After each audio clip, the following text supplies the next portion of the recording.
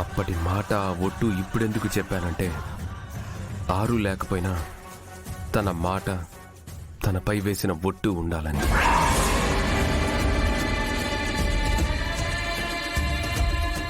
బుద్ధి బుద్ధి బుద్ధి తక్కువయ్యి ఆ రోజు ఆయన నా మాట అడిగి నేనే ఒట్టేయించుకున్నాను. ఛా, ఇదంతా దుర్మార్గురాలని తెలియక అప్పుడలా చేశాను.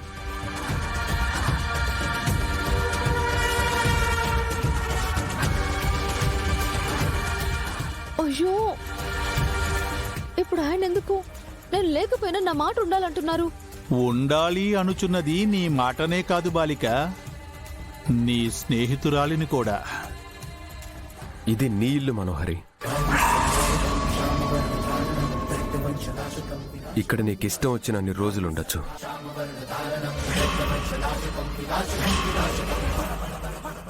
నిన్ను ఎవ్వరూ వెళ్ళిపోమ్మని చెప్పరు, నేను కూడా చెప్పను.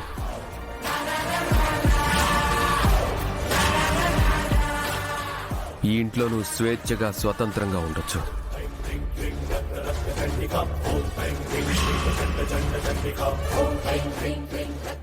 ఒకవేళ నీకు వెళ్ళిపోవాలనిపిస్తే హాయిగా వెళ్ళిపోవచ్చు.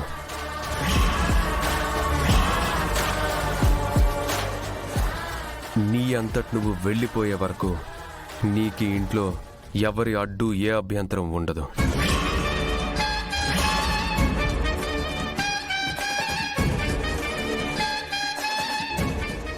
Thank you Amar.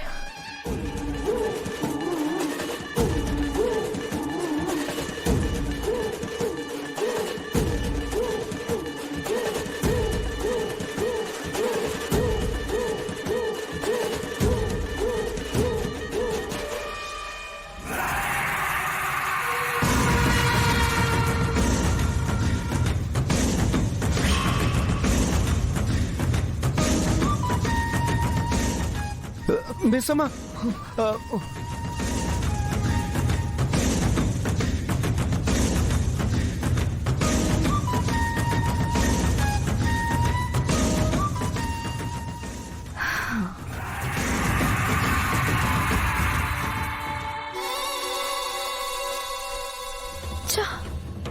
ఇలా జరిగింది ఏంటి గుప్తా గారు? ఆయనకి నిజం తెలిసిపోయి దాన్ని ఇంట్లో నుంచి గంటేస్తారనుకుంటే భాగ్య ఏమో నిజం చెప్పలేకపోయింది. అది రిలాక్స్ అయిపోయింది.